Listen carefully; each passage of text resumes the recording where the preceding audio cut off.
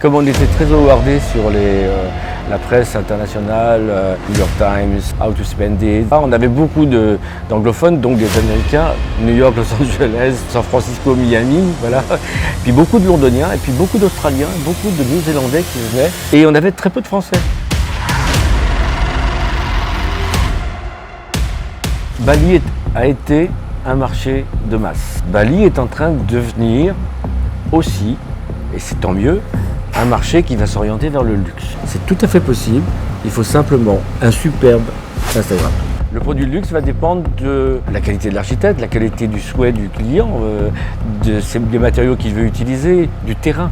Et à Bali, c'est quand même un marché de masse. Mais justement, on peut faire la différence par rapport au marché de masse et avoir, je dirais, des produits de luxe.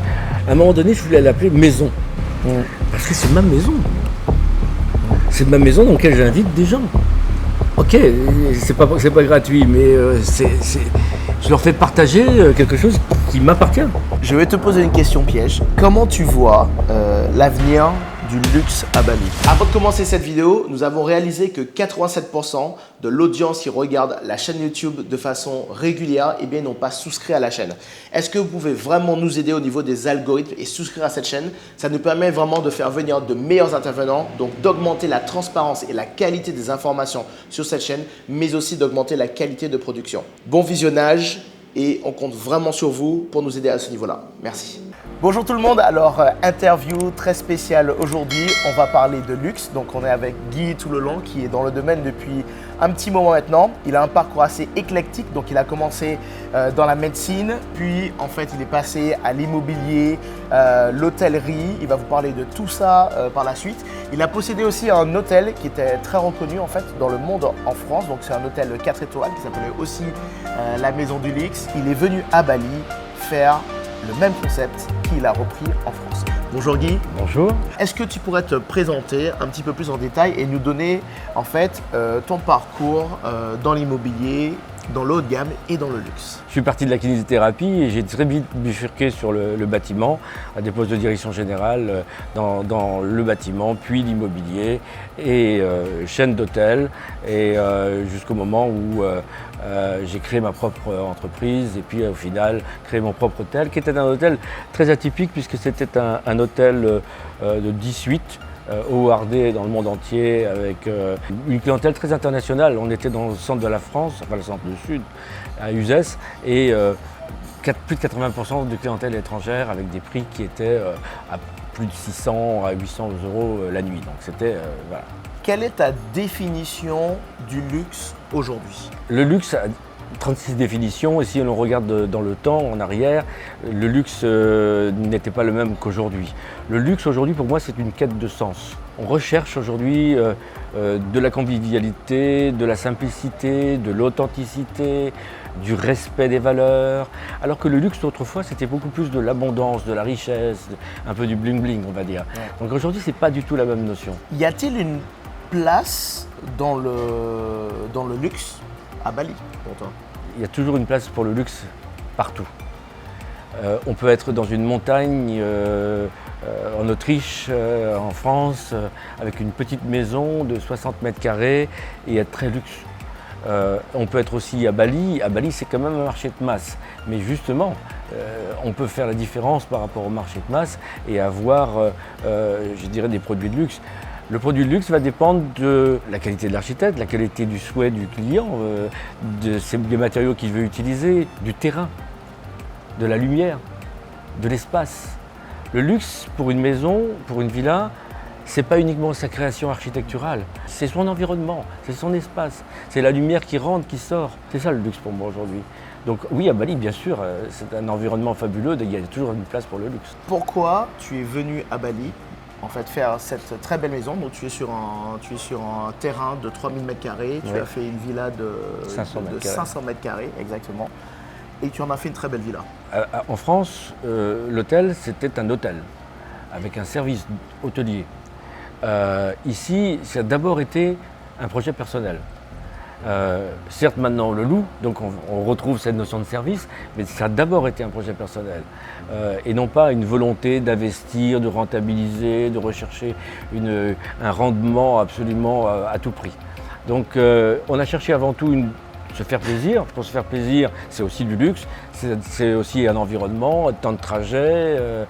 S'il faut passer 4 heures pour aller à sa villa, c'est plus du luxe. Ouais. Donc on a trouvé le terrain idéal, 3000 m² dans un quartier résidentiel. Certes, c'est plus cher, mais voilà, c'est du luxe. Et on a intégré un projet architectural qui collait avec l'environnement, c'est-à-dire qu'on n'a pas mis une boîte au milieu d'un terrain avec des murs autour. Est-ce que tu peux nous en dire un peu plus sur ta propriété à Bali? Qu'est-ce qu'elle a de si particulier? Donc ici, la maison se retrouve sur un terrain de 3000 m². Pas rien. La maison fait 500 m² sur 2 niveaux. Donc on a été généreux. Elle comprend 4 chambres, une master bedroom avec un fiche-ponte, avec une suite assez importante, énorme on va dire. Et puis à l'étage, 3 chambres qui sont plus petites, trop petites à mon goût aujourd'hui, mais bon, elles sont là. Et beaucoup d'espace, les corridors, un moucharabier qui donne de la lumière, le salon qui n'est pas fermé, le vent qui traverse parce qu'elle est bien positionnée. Merci l'architecte, je l'aime en fait. Est-ce que tu vois de plus en plus de villas de luxe à Bali? Oui, je pense qu'il y a de plus en plus de gens qui ont envie de faire de belles choses à Bali, ça c'est sûr. Je vois sur les réseaux sociaux des belles réalisations. Quel type de clientèle tu avais en France? Ah ouais? Ouais. Alors ma clientèle en France était très particulière, comme on était très awardé sur la presse internationale, New York Times, How to Spend It, etc. On avait beaucoup d'anglophones, donc des Américains. Les Américains c'était New York, Los Angeles, San Francisco, Miami, voilà. Puis beaucoup de Londoniens, et puis beaucoup d'Australiens, beaucoup de New-Zélandais qui venaient, et on avait très peu de Français. Bon, les prix ne correspondaient pas tout à fait à la clientèle de France. Les gens qui ont un pouvoir d'achat plus élevé en France, ils ne restaient pas en France, ils allaient à l'étranger. Donc c'était quelque chose de très particulier. Ici, on a commencé avec le Covid. Donc aller chercher des Français ou des Allemands à cette époque-là, c'était pas facile. Et on a eu une superbe clientèle de Jakarta. Donc ici, la clientèle a été plutôt une clientèle indonésienne de très bon niveau, très respectueuse de la qualité de la maison. Le seul problème, c'est qu'à chaque fois, ils voulaient l'acheter. C'est bien. Oui, quand c'est mûr, oui. Est-ce que cette clientèle, elle a des spécificités, celle qui demande du luxe à Bali? Y a-t-il des services spécifiques à leur fournir? En fait, qu'est-ce qu'on demande? Ça, c'est une bonne question. Pour moi, le luxe d'aujourd'hui n'est pas l'abondance de richesses, de services, de bling-bling, etc. Les clients qui viennent ici n'ont personne pour le petit déjeuner. Il n'y a pas de chef. Il n'y a pas une armada de personnes derrière. Si moi, j'étais dans cette villa en tant que client, j'aimerais qu'on me foute la paix. J'aimerais pouvoir profiter de la villa sans voir des gens passer devant moi tous les 30 secondes.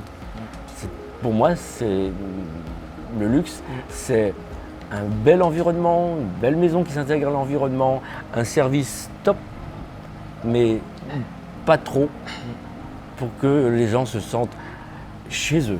C'est ça le luxe. Trop, c'est toujours trop. Oui, le luxe, c'est aussi la simplicité, c'est la convivialité, c'est le dépaysement, c'est l'enracinement, c'est l'authenticité. Et c'est pas d'avoir 10 personnes qui te portent tes bagages. Quel prix à la nuitée tu appliques ici pour la maison de luxe? Je ne suis pas un fada de l'investissement, de la rentabilité. Donc je ne cherche pas des prix incroyables puisque je suis au plus bas, je dois être à 700 € ou 650 € pour monter à 1400 en période de Noël, jour de l'an, avec tout le personnel, etc. Donc je ne cherche pas des prix, voilà. Quelle est la durée du séjour que toi tu constates sur ce type de clientèle? Alors on a déjà mis un minimum de 4 nuits parce que sinon c'est de la folie, c'est pas bon, hein. Les gens qui viennent là pour 2 nuits ils n'en profitent pas, etc. Donc on met déjà un minimum de 4 nuits, mais en général la moyenne c'est entre 1 semaine et 15 jours. Est-ce que tu penses qu'aujourd'hui il y a un service assez fourni de management pour ce type de villa à Bali? Je vais me faire des amis ou des ennemis? Tu peux être honnête, il n'y a pas de souci. Bali est a été un marché de masse. Bali est en train de devenir aussi, et c'est tant mieux, un marché qui va s'orienter vers le luxe. Je ne suis pas persuadé en effet que les sociétés de management d'aujourd'hui soient vraiment, je dirais, bien positionnées sur le marché de luxe. Certains sont sur des marchés très haut de gamme. Ils ont soit des villas tout venant dans lesquelles c'est la même chose, ils font tourner une équipe de housekeepers qui va aller de la villa 1 à la villa 2 à la villa 3. Soit ils vont avoir un staff qui est beaucoup plus, je dirais, spécifique à la maison, mais ça va être too much. Un chef, un cuisinier, quelqu'un qui porte les valises, enfin bon, too much. Y a-t-il des entreprises de management qui pourraient manager correctement ta villa aujourd'hui? Je pose une question un peu piège. J'ai un ami avec qui je travaille et qui a un contrat sur cette maison et qui dit tous les jours, il dit j'aimerais pouvoir manager correctement ce type de maison. Parce que c'est moi qui le manage en direct en fait, y compris quand je suis en France. Hein. C'est-à-dire que le planning des housekeepers, jardins, etc., tout est normé, etc. Et c'est moi qui manage, ils ont des rapports, des vidéos, des photos, je le fais. Et donc cet ami, il est là plus comme une sécurité pour moi. Mais en même temps, il connaît, ce qui est bien, c'est un vrai professionnel du management de villa à Bali, standard. Et il a envie lui aussi de passer à un cap différent et il sait que c'est pas du tout le même type de niveau, que c'est pas du tout avec les mêmes types de personnes, que c'est pas du tout le même type d'encadrement et que c'est pas les mêmes attentes des clients. Le client final ne demande pas ça. Et s'il veut ça, il va à l'hôtel, mais pas dans une villa. Est-ce que la meilleure solution, lorsqu'on veut vraiment aller dans ce domaine, ce n'est pas d'avoir sa propre équipe? Complètement. Il faut avoir sa propre équipe. Il faut être capable de recruter, il faut être capable d'intégrer, il faut être capable de former, il faut être capable de donner du bonheur, il faut avoir envie d'élever les gens qu'on recrute parce qu'ils n'ont pas eu cette expérience-là. Un jardinier en France, il va à l'école, il a un bon salaire. Ici, un jardinier, c'est le dernier poste que l'on donne à quelqu'un.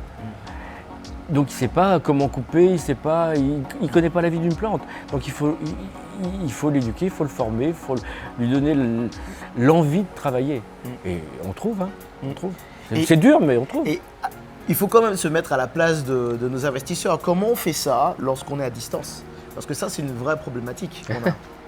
Quelle serait ta solution? Non, là, il ne faut surtout pas prendre mon schéma et le dupliquer, parce que moi, maintenant, j'ai un peu de temps, donc je m'amuse et je le fais personnellement. Et il faut donc qu'il y ait demain, très rapidement, le plus vite possible à Bali, des sociétés qui se structurent de cette manière-là pour être capables de manager des équipes propriétaires à chaque villa, et l'équipe doit correspondre à la villa, doit correspondre à ce que le propriétaire veut que l'on fasse de sa villa. Chaque propriétaire d'une villa, entre guillemets, de luxe, a envie que l'on fasse certaines choses en termes de ménage, en termes de maintenance, en termes d'accueil. Moi, l'accueil avec mes clients, je le fais aussi. C'est vrai? Je fais mes petits WhatsApp à l'heure qu'il faut avec le décalage horaire pour accueillir le client qui est australien, anglais ou de Jakarta. Je lui envoie seulement 2 petits messages pendant son séjour et je le remercie et ils sont tous heureux, ils m'envoient des smileys, ils me disent c'est magnifique. Ben voilà, ça suffit. Et quelles sont les exigences de ces propriétaires principalement?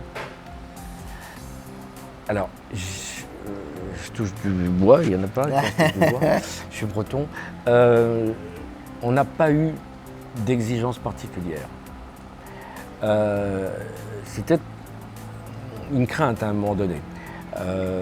Mais on n'a pas eu d'exigences particulières. Les gens, je crois, ils arrivent là, ils ont réservé via un tour opérateur ou un agent. Ils ne se rendent pas compte parce que notre marketing n'est pas suffisamment bon, mais ça, j'attends qu'il soit meilleur dans les jours à venir. Mais ils ne se rendent pas compte de ce qu'ils vont avoir. Mais tant mieux, il vaut mieux avoir cette impression-là, à savoir c'est mieux quand j'arrive que l'inverse. Je dis toujours à ceux qui font des photos dans les villas ou dans les hôtels, arrêtez de jouer avec des photos de 360 parce que les clients rêvent sur la photo et quand ils arrivent, ils voient une chambre de 15 mètres carrés. Donc, non, on n'a pas eu de demande particulière, y compris sur le chef ou le petit déjeuner, etc. Les gens ont de l'argent, ils prennent Gojek, ils prennent leur voiture, ils ont un chauffeur. Ils viennent déjà avec leur chauffeur, etc. Oui. Et, pas tous, mais certains, oui. Et s'ils veulent un chef, ils prennent un chef, j'ai pas de problème. La maison, elle est pour eux, donc ils prennent un chef. Comment on market une villa de luxe? Comment tu le faisais en France? Tiens. Surtout pas comme les autres. C'est-à-dire surtout pas standardisé. Il faut que le marketing corresponde aux propriétaires. C'est pour ça que toutes les boîtes qui m'ont sollicité en France pour faire de l'Instagram et suivre l'Instagram, ça ne marchait pas. Parce que c'était des boîtes très bien, ils avaient un concept avec solution 1, solution 2, solution 3, mais ils ne savaient pas parler à mon client comme moi, je pouvais parler à mon client. Donc il fallait que l'Instagram transpire les propriétaires. Alors c'était beaucoup plus dur dans l'hôtel parce que comme dans toute la presse c'était Guy et Gauthier, évidemment si jamais on prenait un jour de congé, là on était sûr d'avoir un mauvais review en disant on n'a pas vu les propriétaires.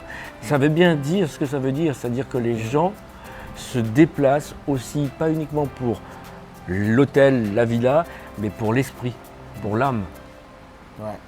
Et ils ont besoin de ça. Mais en termes de contraintes, non, jamais quelqu'un m'a demandé un truc particulier ici, à part le premier locataire qui a mis un générateur à l'extérieur dont il ne s'est jamais servi et qui posait la question s'il pouvait mettre des baies vitrées. Bon, voilà, c'est tout. Ouais. Il voulait les installer pour son séjour et les enlever à la suite. Ça a fait sourire.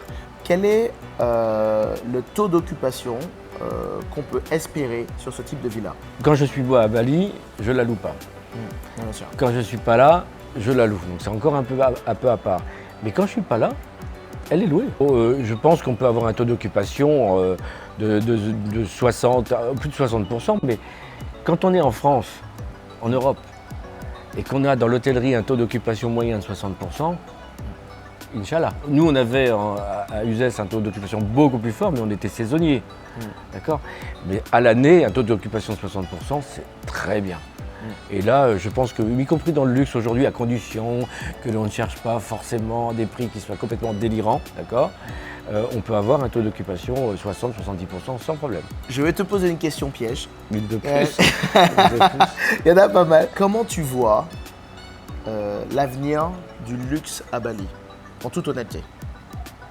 Parce que, alors, je vais recadrer les choses parce que Bali, c'est un marché de masse, on l'a dit. En tout cas, ça l'a été dans le passé. Voilà, ça l'a été. Ça change. L'après-Covid, ça a changé beaucoup de choses. Oui. Aujourd'hui, beaucoup de gens disent qu'il y a en fait une construction aussi de masse maintenant qui se fait avec les nouveaux investisseurs, avec tout ce qui se passe dans le monde. Parfois, ça fait un peu peur, il faut le dire. Compte tenu d'une carence de vision de Bali sur les infrastructures routières, sur la gestion du foncier, etc. Il y a des endroits qui me font un peu peur et d'autres endroits qui ne me font pas peur du tout. C'est-à-dire que s'exporter, j'allais dire, à Tanalote ou au-delà, si c'est pour une valeur plaisir, il n'y a aucun problème. Uluwatu est à mon avis, beaucoup plus intéressant pour le luxe parce que les transports ils sont faciles, parce que les réseaux d'assainissement vont pouvoir être mis en place facilement. Sur toute la zone de Seminyak, enfin Kuta on n'en parle plus, Legan on n'en parle plus, Seminyak, Canggu, Oumalas, etc. C'est beaucoup plus difficile aujourd'hui, sauf à trouver le terrain, si vous voulez. Mais le luxe va évoluer par les spots. Je pense que le luxe évoluera non pas justement en masse, sauf dans des complexes comme celui de Uluwatu, où en effet on va avoir un cahier des charges, terrain bien ciblé, toutes les infrastructures sont faites, un architecte commun, un cahier des charges, des constructeurs qui sont obligés de suivre le cahier des charges de l'architecte. Ouais. Non, là, ce type de luxe-là évoluera bien, je pense. Et après, le luxe individuel, bah, c'est une question humaine. C'est être capable de trouver le bon terrain, le bon architecte, le bon constructeur,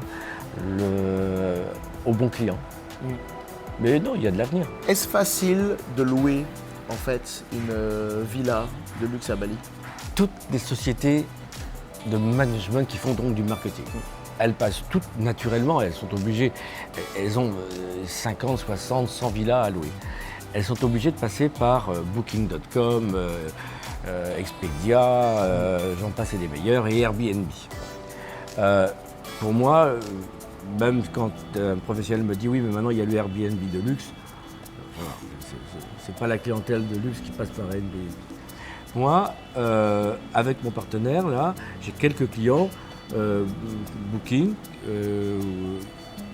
et je n'ai pas eu de soucis. Mais les 3/4 de mes clients, ce sont des agents. On n'est pas du tout sur les plateformes. Alors. Non, sur les plateformes, on va avoir des gens qui veulent chercher une villa, un prix, une situation, proximité de la mer, etc. Les gens qui veulent du luxe aujourd'hui, je vois bien les gens de Jakarta, ils appellent des agents. Donc un peu comme on allait voir son agence de voyage autrefois. Et donc moi j'ai référencé un certain nombre d'agents à Jakarta, ici à Bali, etc., qui connaissent la maison,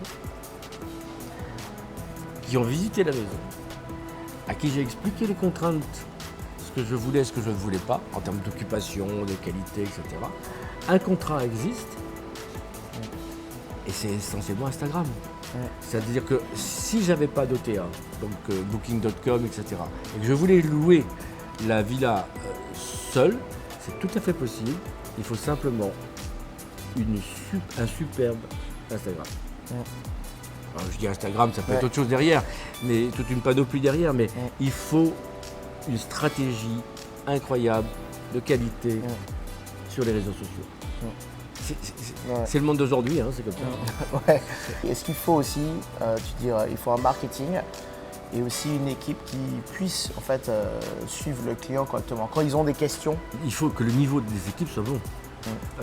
Moi, je n'ai pas du tout opté ici pour la solution, justement, comme beaucoup de boîtes me le préconisaient, un manager. Qu'est-ce qui va se passer? Je vais être là, il y a un manager, le manager, il va jouer le capitaine, il va casser les équipes.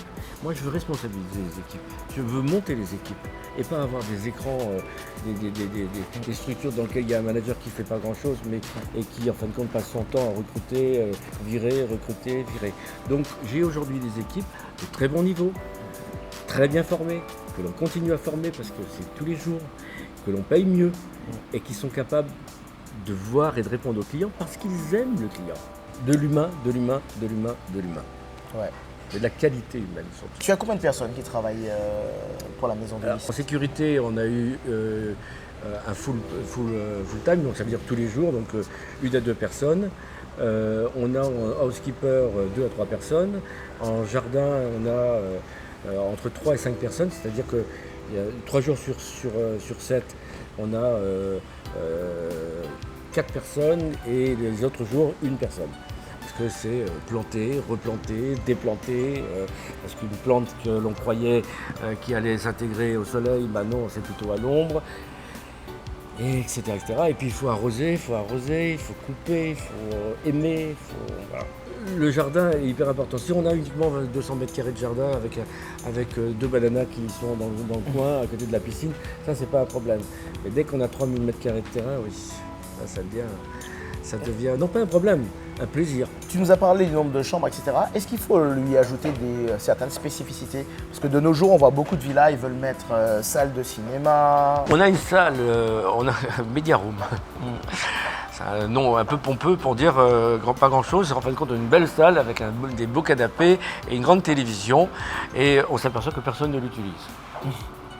Il y a des télévisions dans toutes les chambres. Dans notre hôtel, on n'avait pas de télévision. 4 étoiles en France, avec des niveaux de prix incroyables, concept sans télévision. D'accord, on enlève les télévisions. On enlève les télévisions. Ici, j'ai quand même cédé au fait que oui, mais tu comprends, ils veulent absolument une télévision. Personne ne l'utilise.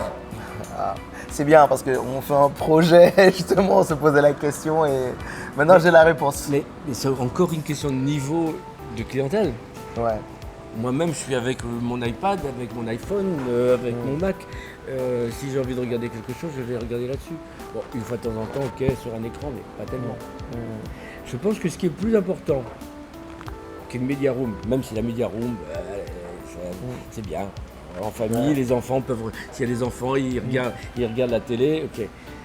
C'est les accès extérieurs, ça, la capacité d'aller sur des terrasses différentes, de pouvoir s'isoler sur des terrasses différentes. Ici, l'isolation. Il y a une terrasse près de l'office, il y a une terrasse sur une des chambres, il y a une terrasse ici devant, il y a différents types de terrasses, donc on peut s'isoler. C'est-à-dire que même si on est 8 ou 10 ici, on ne se rend pas compte qu'on est 8 ou 10. C'était la même chose qu'on avait fait à l'hôtel en France. On avait une capacité de 10 chambres, on était aux environs de 20 et quelques personnes. Et les 3/4 des commentaires disaient « mais c'est incroyable, on voit personne quand c'était plein ».